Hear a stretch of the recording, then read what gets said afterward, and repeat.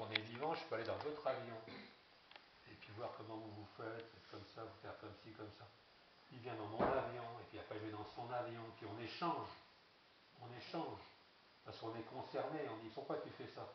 Et parce qu'un jour il va falloir que je décolle, et je vais être tout seul dans la carlingue, et tous les gens qui vont parler, ouais, ça va faire comme ça. Ça va rien ressembler, je vais rien entendre, il va falloir que... Et donc les chiens nous disent, si on veut arriver à ce point-là, il faut que notre intelligence elle soit pointée d'une façon. Maintenant, ça implique extérieurement une drôle d'attitude, on pourrait dire. On pourrait dire, oui, mais vous, les Krishna, vous pensez qu'à un truc, vous êtes toujours fixé sur le même truc, vous regardez autour de vous, vous voyez pas le monde. Mais c'est pas la vérité pour nous, en tout cas. Parce que nous, la plupart de nous, on n'habite pas dans un temple. On habite dehors, on est au courant de ce qui se passe dehors, on est au courant de toutes les situations sociales, etc., je veux dire locales, internationales et autres.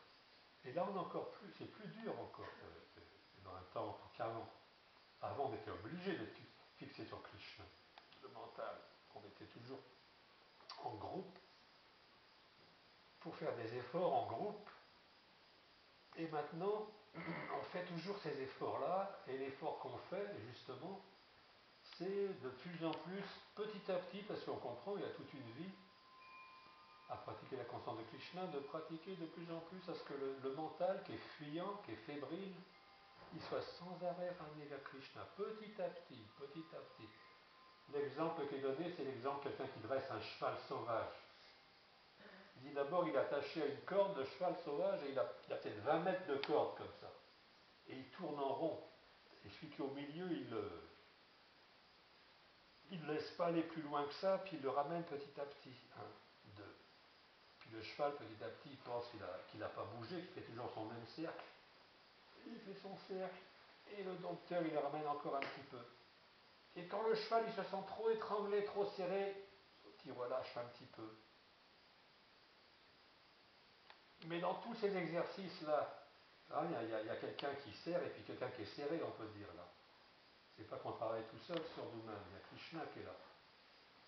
Il nous aide. Mais cet exemple, il est donné pour voir que dans cette...